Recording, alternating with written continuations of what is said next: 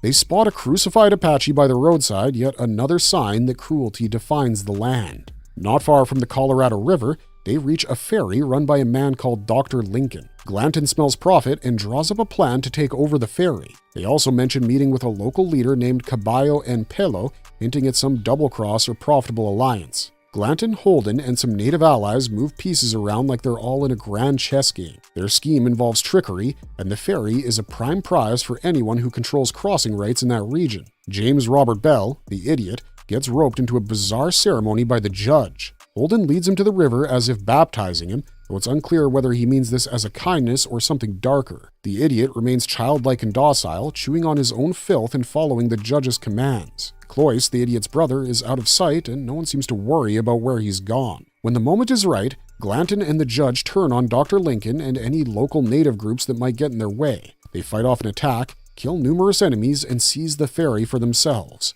Now they can charge high fees for crossing, and they exploit travelers mercilessly. Holden sets up a kind of micro-empire on the riverbank. Locals suffer under their harsh rule, and at the same time there's trouble brewing elsewhere. Some of the gang members who ride off to San Diego end up in disputes, and violence follows them there too. Word gets back that David Brown, the ear-wearing renegade, is arrested. Glanton leaves to handle the crisis, which gives the judge free rein at the ferry. Holden's rule becomes cult-like. He speaks with an almost religious authority, mixing scripture and strange philosophies that gives him a twisted moral justification for everything he does. When Glanton finally returns, the natives of Yuma strike. In a sudden assault, they come swarming out of the dark, catching the scalp hunters off guard. The fight is bloody and brutal. Glanton and many of his men are killed.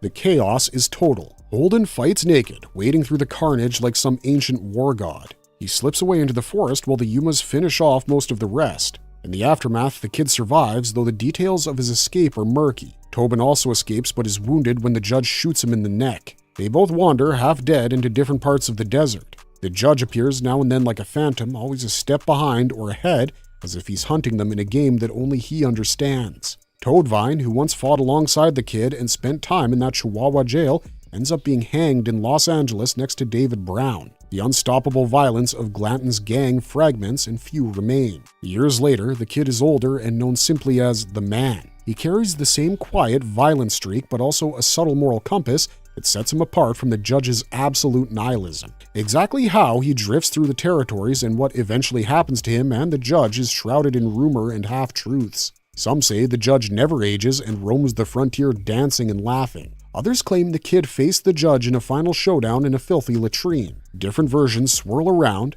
and the ending is never fully resolved.